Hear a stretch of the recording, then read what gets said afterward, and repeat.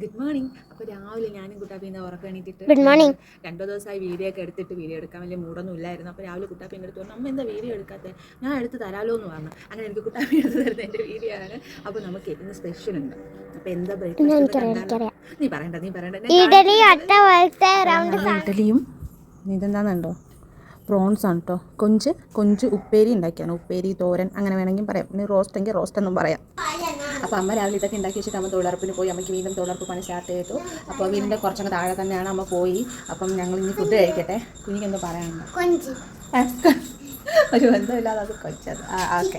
അപ്പോൾ അങ്ങനെ എന്തായാലും ഞങ്ങൾ ഫുഡ് കഴിക്കട്ടെ. അപ്പോൾ ഇതാണ് രാവിലെ ബ്രേക്ക്ഫാസ്റ്റിനും. അപ്പോൾ കുറേ ആയി ഞാൻ പ്രോൺസ് കഴിച്ചിട്ട്. ഞാനങ്ങനെ അധികം പ്രോൺസ് ഗേളല്ല, വല്ലപ്പോഴും കഴിക്കും. പിന്നെ ചില സമയത്ത് കഴിക്കുമ്പോൾ എനിക്ക് അങ്ങോട്ട് സെറ്റ് ആവാറുമില്ല. അപ്പോൾ ഇന്ന് അമ്മേൻ്റെ വക സ്പെഷ്യലാണ്.